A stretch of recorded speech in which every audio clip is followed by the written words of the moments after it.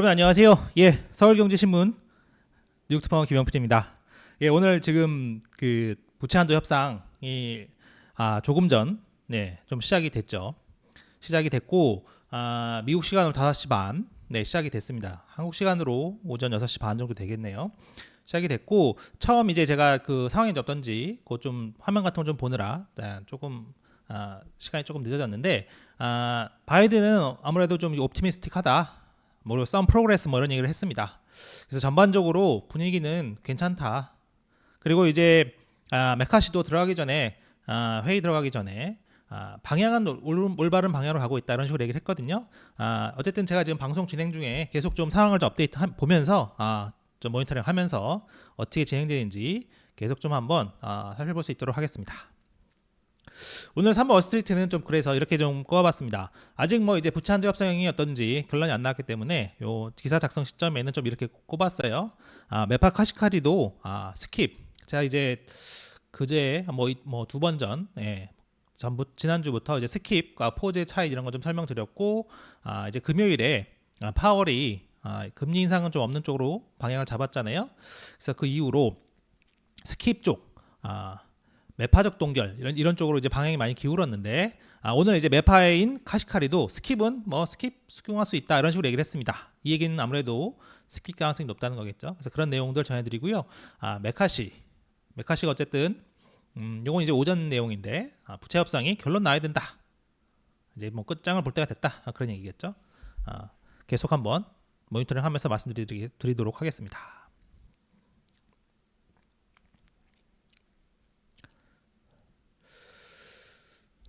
자, 그래서 오늘 방송 전에 아침부터 찾아주신 여러분 또 인사 한번 드리고 시작하겠습니다. 유목민님 감사하고요. 라멘트님, 이큰개구리님, 빅보스님, 땡여리님, 신영기님, 꽃기오영님, 공술의 공수건님, 이신의 막내님, 이종수님, 라이언데디님, 김서영님, 써니님, 케인즈네스크님 감사합니다.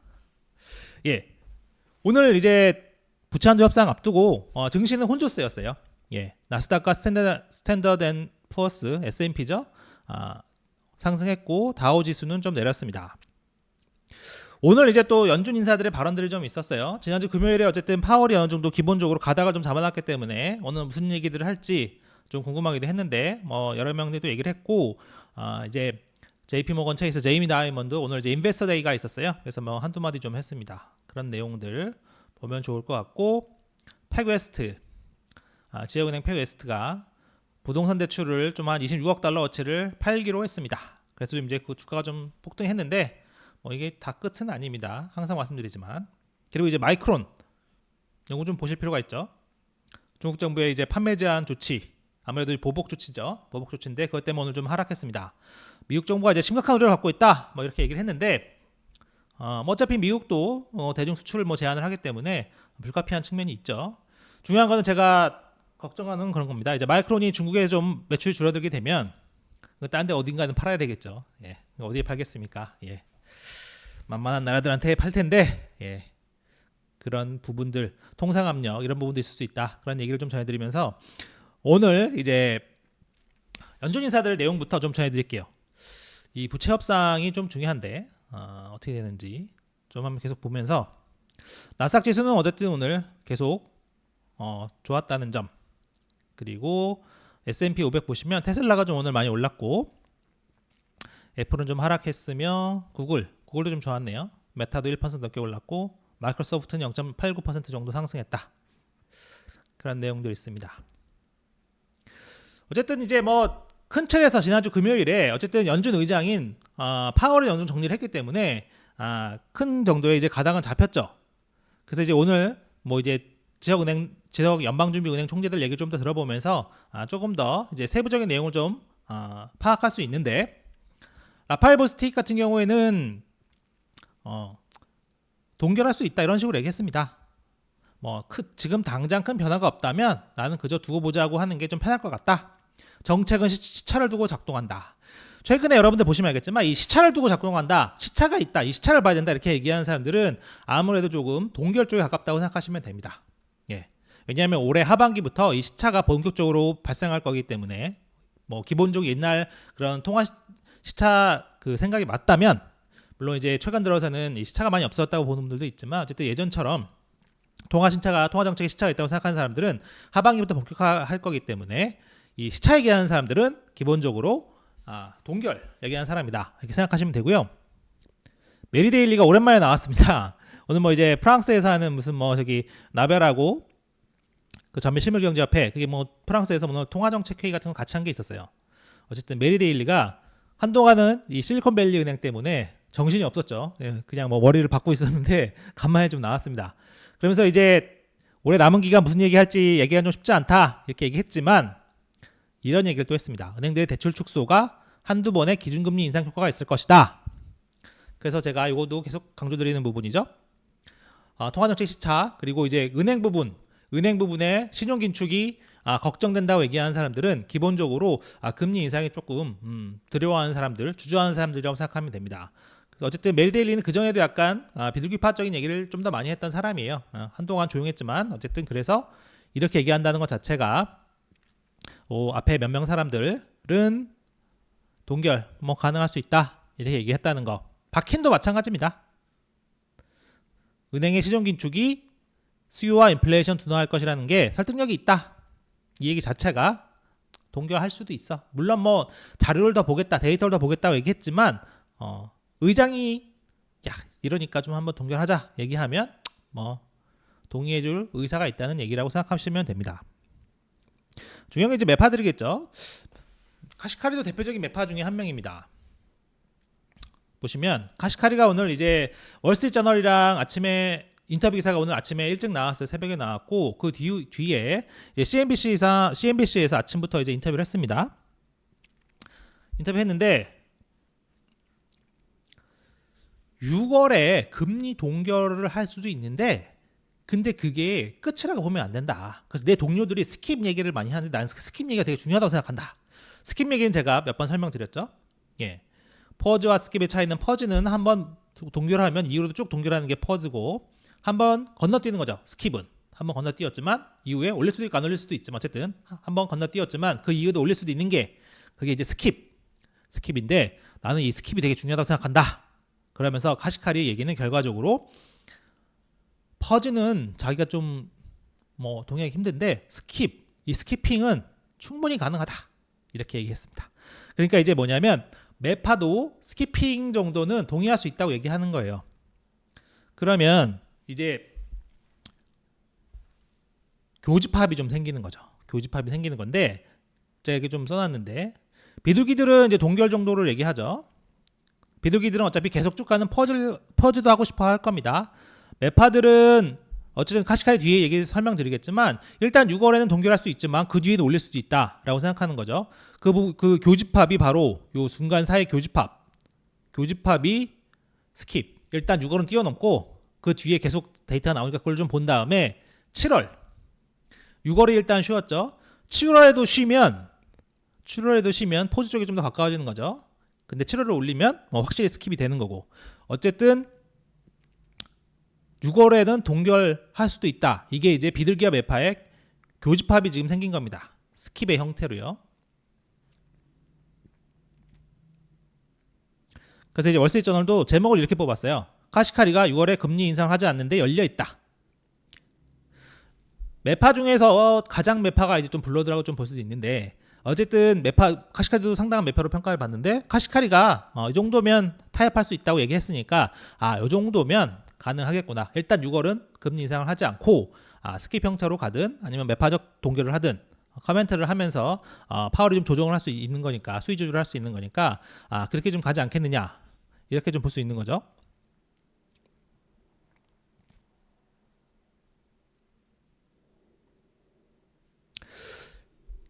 제가 앞에서도 말씀드렸지만 카시카리는 어쨌든 은행 부분을 좀 걱정을 많이 해요. 예, 카시카리는 자기가 2008년에 경험을 해봤더니 이게 나중에 좀 커질 수 있겠구나 이런 걱정을 많이 한다고 오늘도 얘기했었습니다.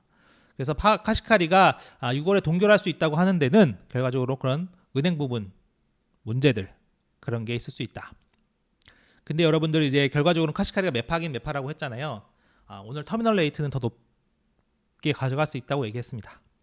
6% 이상, 6% 북쪽 그러니까 6% 상단인 거죠. 그렇게 가져갈 수도 있다. 뭐 그렇게 꼭 해야 된다는 건 아니라고 했지만 6% 상단을 가져갈 수 있다. 이렇게까지 얘기했어요. 그러니까 요거 한 곱이 넘는다고 다 끝난 건 아니라는 생각이 가능하죠. 왜 그러냐? 오늘 블러드도 얘기했는데 블러드는 한 2번 더 해야 된다고 얘기했어요. 그러니까 지금 5.0에서 5.25잖아요. 2번 더 하면 5.5에서 5.75 정도 되겠죠. 그러니까 이제 두 대표적인 매파 카시카리, 블러드가 있죠. 카시카리는 이거는 동결할 수 있어. 스킵 형태로 하면 동결할 수 있어. 하지만 뭐 뒤에 좀 더 올려야 되겠지? 많이 올리면 5% 후반까지. 근데 뭐 그게 꼭 그래야 되는 건 아니지만 어쨌든 그렇게도 될 수 있다. 이렇게 얘기한 거고, 블러드는 일단 2번 더 올려야 돼. 나는 빨리 하는 걸 더 좋아해. 이렇게 얘기했습니다. 근데 재밌는 게 블러드가요, 이런 얘기를 했습니다. 올해 2번의 추가 연산을 생각하고 있다. 나는 늦게 하는 것보다 빨리 하는 걸 선호한다. 이 얘기는 뭡니까? 6월, 7월 연속으로 2번 더 올리면 좋겠다고 얘기하는 거예요. 근데 단서를 좀 달았어요. 이것이 올해 언제일지는 정확히는 모르겠다. 2번 해야 될 것 같은데 언제일지는 정확히 모르겠다. 약간 이제 빠져나갈 구멍을 만들어 놓은 거죠. 물론 내 생각에는 2번 더 해야 되고 6월, 7월에 바로바로 올리면 좋겠지만 상황에 따라서는 뭐 좀 시기를 조정할 수 있다는 전제를 달아놓은 겁니다. 언제일지 정확히 모르겠다. 파월이 뭐 가서 또 오늘 6월 FOMC 때 얘기하겠죠. 야, 근데 어쨌든 네 말대로 더 올리게 되면 올리면 되는 거 아니야? 그래서 어쨌든 6월에는 좀 한번 상황을 보자. 이러면 그래, 뭐 그럽시다라고 얘기하시는 부분을 만들어 놓은 거죠. 올해 언제일지는 정확히는 모르겠다. 하지만 나는 늦게 하는 것보다 빨리 하는 걸 선호한다. 개인적으로는 빨리 하는 걸 선호하지만 상황에 따라서는 조금 조정할 수는 있겠다. 그렇게 얘기를 한 거죠. 그래서 오늘 뭐 많은 사람들도 오늘 얘기했잖아요. 뭐 카시카리, 블러드 얘기를 다 이렇게 합쳐보면 6월에는 아무래도 동결은 가능하겠다. 스킵 형태의 동결은 가능하겠다. 하지만 매파들이 이런 지금까지의 데이터를 보면 아직도 금리 인상에 대한 생각이 강하기 때문에 상황에 따라서는 추가로 금리를 더 올릴 수 있으니까 그런 부분 잘 봐야 되겠다. 그게 스킵이기도 하고요. 그래서 이제 오늘 CME 페드워치를 좀 보시면요, 동결이 어제보다 좀 떨어지긴 했습니다. 그래도 뭐 여전히 뭐 70% 후반, 80%까지는 되긴 해요.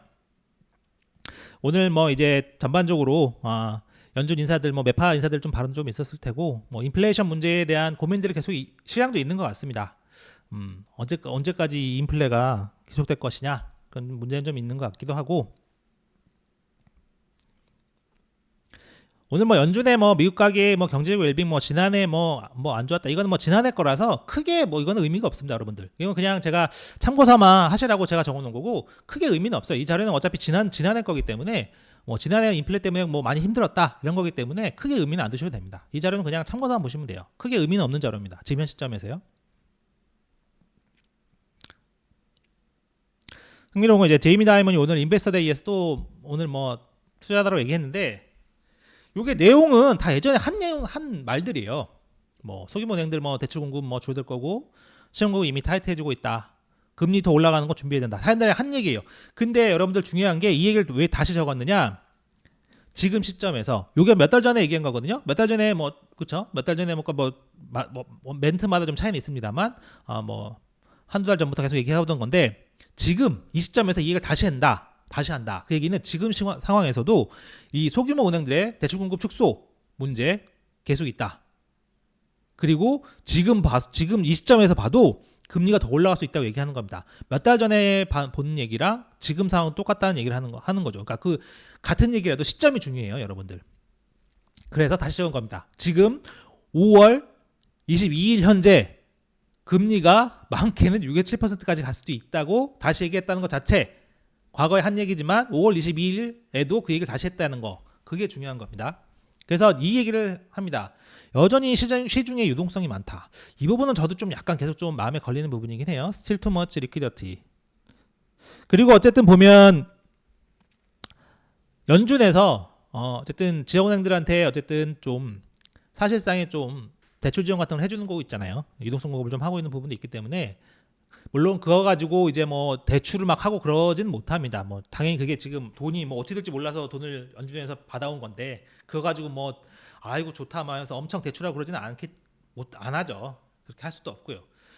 그런 상황이지만 어쨌든 그런 사실상의 유동성, 지원들이 있기 때문에 이 이동성이 너무 많다. 이 부분은 조금 마음에 걸리는 부분입니다. 계속해서.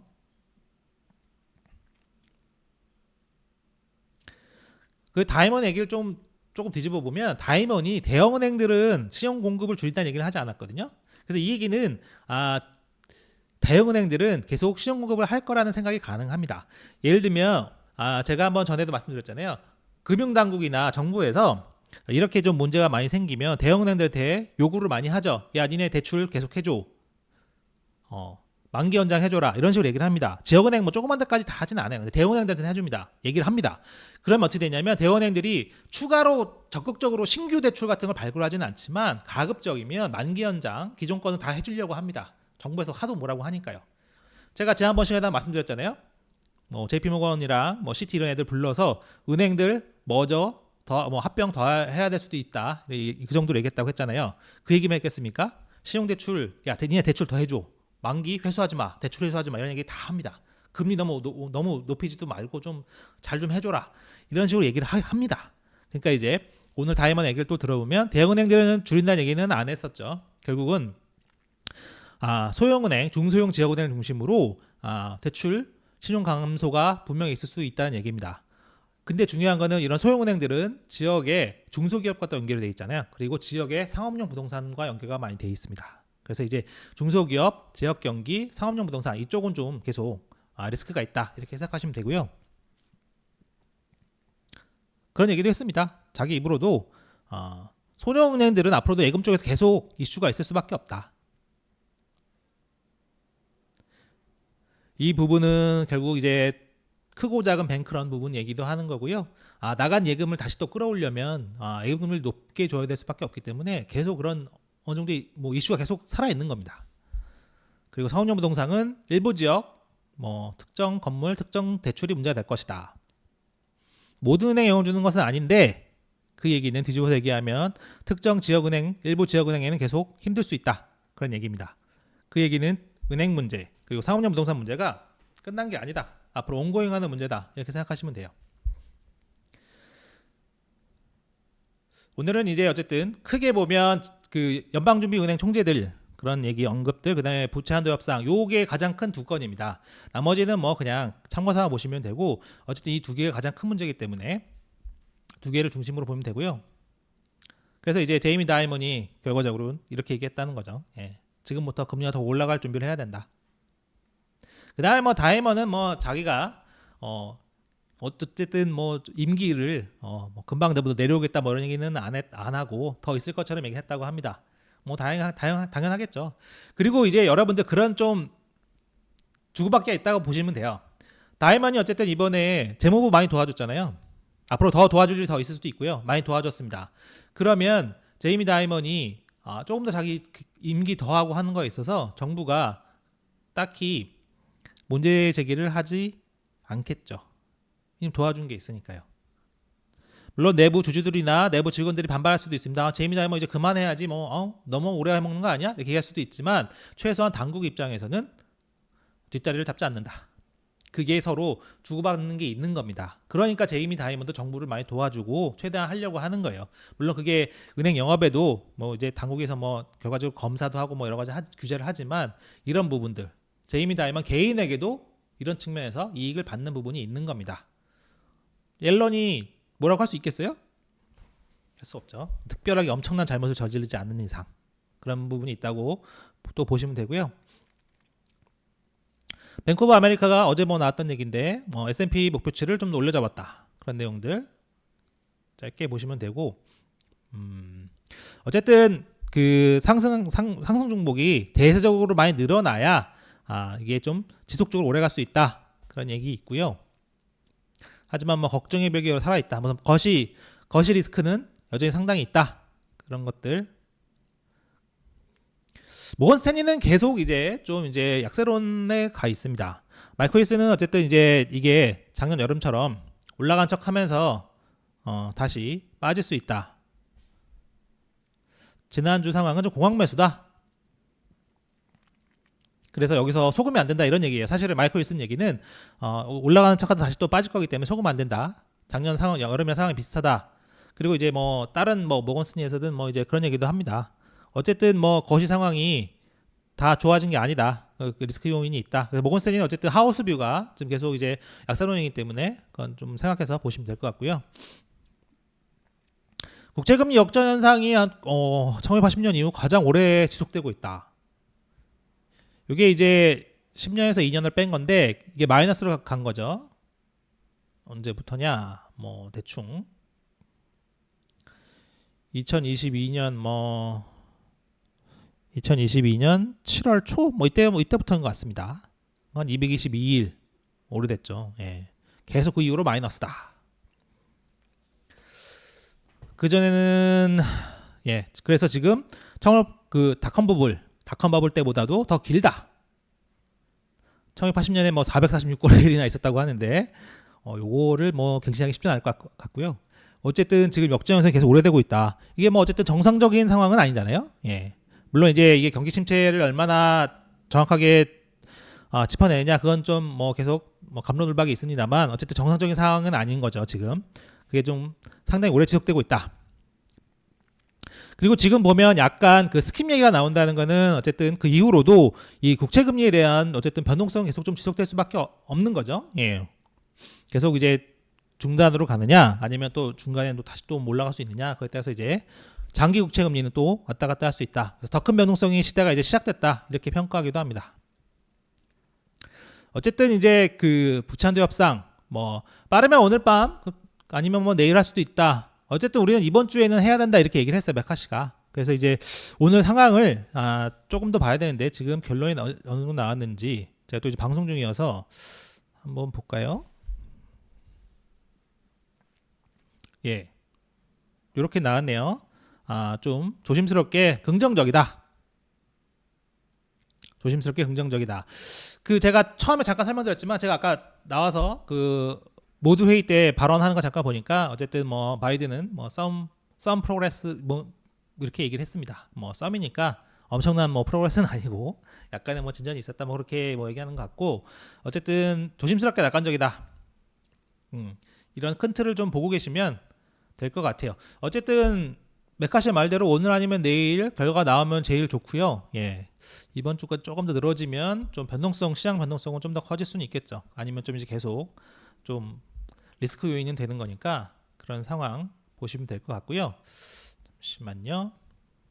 블룸버그는 좀 어떻게 보고 있는지 한 번 더 확인해 보고.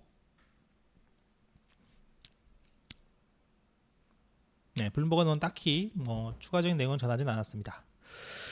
그래서 이제 오늘 상황은 그런 그 어쨌든 그 연은 인사들 발언 그리고 이제 부채한도 협상 요게 이제 뭐 저녁에 좀 더 기사가 나올 테니까 그리고 상황 업데이트 될 테니까 그게 좀 중요하겠습니다. 그래서 이 업데이트 되면 제가 이제 3월 월스트리트 기사는 그리고 중요한 사항이 나오면 제가 유튜브 커뮤니티 통해서 또 전달될 수 있도록 하겠습니다. 그래서 오늘 그 준비한 내용은 이 정도고요. 궁금하신 내용 좀 있으면 제가 답변 드릴 수 있도록 하겠습니다.